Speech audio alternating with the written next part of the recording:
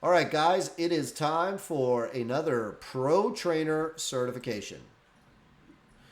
So, Hi guys, how are you? It's Manny Mendez from California, ready to do my Pro Shield certification. I got Charlie here. Think she'll do well. She does have a bit of a limp. She has a bone spur. And thank you for waiting for me. I actually just recovered from my bad accident. I do limp, so please excuse that as well. But we'll get started. We'll start off with the loose leash. I actually remember Manny and another person that was in this course or is in this course, our pro trainer certification course, were struck when they were out, I think, training dogs actually by a motorist. So, glad to see he's back on his feet and doing well. I assume we're going to be starting here with the loose leash walking portion. And it sounds like the dog also has an injury. So the dog and the handler are both. We'll keep in mind that the dog and the handler are both maybe a little bit physically compromised at this time, and we'll judge them based on that. So as you can see, the dog is definitely loose leash walking. I would like to see distractions in close proximity to the loose leash walking. I see distractions in the background, but I don't see distractions in close proximity to the loose leash walking. So, you know, okay, so he's going to end it there. So for me, that is faulty. I would like to see distractions in close proximity to the loose leash walking. Basically, all the behaviors, I want to see distractions, you know. I want to see how the dog handles competing motivation. Oh, he's taking the e-collar off. Okay, this should be interesting. Think we're good. Okay. So, starts off with a heel command. You can see both the dog and the handler are indeed a little bit physically compromised. So, we'll see how this goes for them. But actually, very nice in the beginning. We got some waterfowl. Ready to place? Oh, and we're going to the place command right away. So, that's a 10-foot, definitely, maybe like a 15-foot send to place. And looks like he's going to do his long place command right now. One place command must be a sent to place from no less than 10 feet, and one place command must be under distraction with the handler at a distance of no less than 60 feet.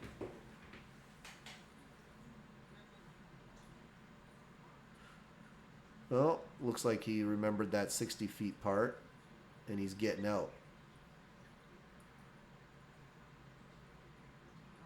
That's definitely about 60. I like all the waterfowl in the background. Got a little water feature. I guess he's going to be doing his test around.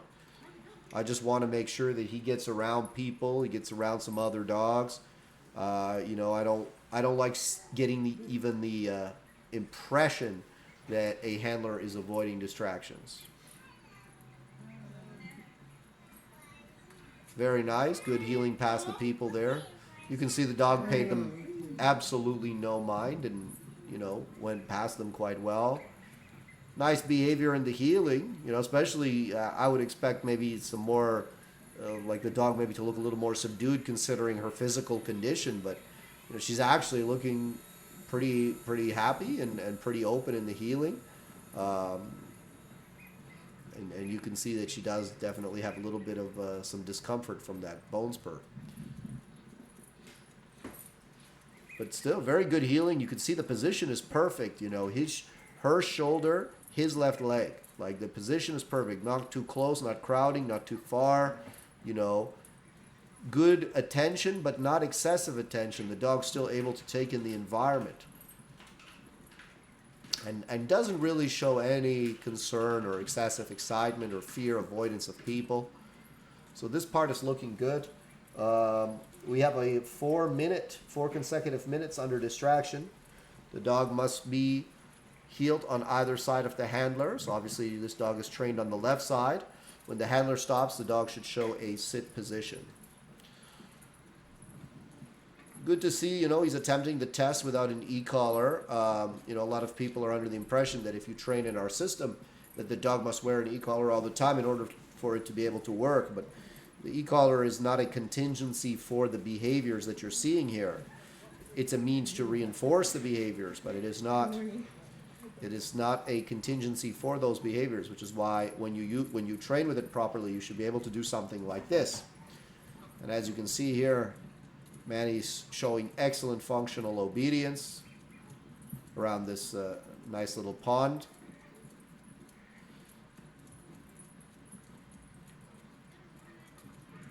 Four minutes doesn't sound like a long time, but I guess it seems like a long time when you're doing it. Oh, we got a dog coming.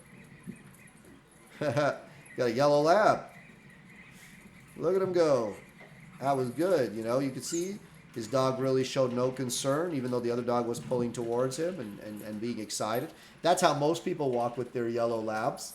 As you can see, you know, Manny's doing something significantly different, following the shield training system. And this is how I would expect one of my pro trainers to be able to walk with their dog. He waits for the dog to show the sit and breaks the dog from the position. So I like to see that when he breaks the dog, that the dog does leave. I don't like it when the dog won't leave. I like to see that the dog is comfortable to leave the handler, engage with the environment, you know, smell, pee, do whatever.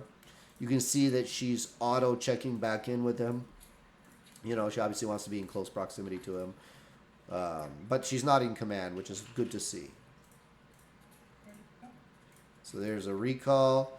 I believe he has to show 5 recalls. So that was, I think, recall number 2. Yes.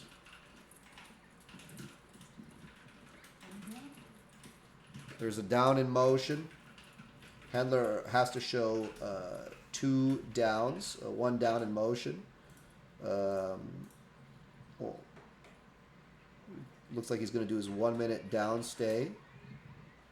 And he also has to show a long down of no less than 1 minute. Oh, it's the same down, sorry. Handler must move to a distance of 80 feet. So we're at 80 feet here. And he can either break the dog when the 1 minute is complete, or he can recall the dog. Is it just me, or do we have another yellow lab coming down the path? It's funny, you guys can see the dichotomy between a trained dog that has like real functional obedience and your average pet dog that probably like, you know, has a cute graduation picture with a graduation hat on the fridge, you know, because he went and ate cookies at a local Petco or whatever else. Oh, whoa, whoa, whoa, whoa. So you can see the elbows came up a little bit when he thought that dog was going to get to him, but he didn't break the down, and then he reaffirmed himself back in the down when the dog was dragged past.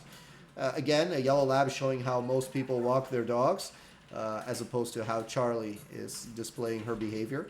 You know, when a dog's in a down and it feels like another dog is going to get to them, it can be very vulnerable, concerning for the dog that's in the down. So, you know, all things being considered, Charlie did quite well. So, very good for her. I love how both the yellow labs you guys saw in this video are, you know, demonstrating, good, very good, are demonstrating exactly, you know, what most yellow labs behave like with their owners in public. You know, the book Marley and Me was not popular for no reason. So, you know, Marley and Has would have been a bit of a different story. Wouldn't have been able to write an Amazon bestseller out of that. I had this crazy yellow lab once, and we trained him, and he was no longer crazy anymore, and was actually quite nice to be around. So you hook up with us, or you hook up with one of our pro trainers, like Manny looks like he's about to become, and you'll have a yellow lab like Charlie, not Marley. And walking the dog is a pleasant experience. Showing his sit, stay. 30-second sit, stay. Charlie behaving nicely around the bikes. Again, showcasing that good behavior in close proximity to distractions that some dogs find challenging, but not Charlie. A little bit slow there towards the end on the recall, but you can see that Charlie's not a rocket, especially considering her physical situation. We're not going to be too picky about the speed, you know. Definitely has shown the 4 minutes of walking. I've seen the recalls. Good. They cover everything. You need place? Oh, yeah. You guys still got a place to go. You got to do another place. Okay. Those are two I cut across. Other than that, I do believe they've shown, yep, they have shown everything they need to show. I think you're good. You did the down in motion, stay 1 minute, 8 feet, 30 seconds sit. I like that they're hanging out here talking and the dog's just kind of there, you know. I like to see that. Recalls. I think you've got like 3 recalls. So maybe. And well, the dog might not be a rocket. What you can see is that anytime he asks the dog for something, she does it in such a clear way, you know. You can see the difference between Charlie just kind of doing what she wants to do and hanging out, which is, you know, still relatively low arousal, versus actually being, if anything, she actually perks up a little bit when he tells her to do stuff, right? Like when it gives her the heel command, for instance, you can see that she actually perks up a little bit versus like when she's just kind of moseying around on her own. She's actually a little bit even lower energy there.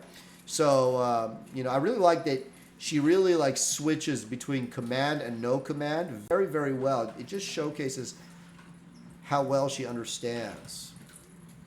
Good morning. Good, good, good.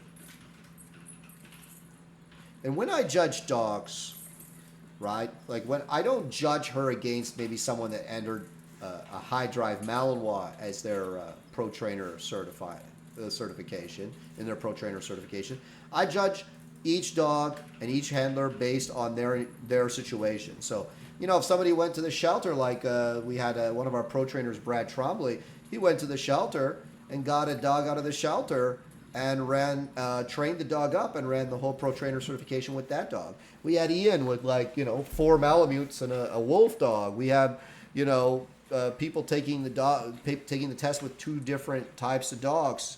2 different breeds, like one on each side of them, and they took the test simultaneously with 2 dogs.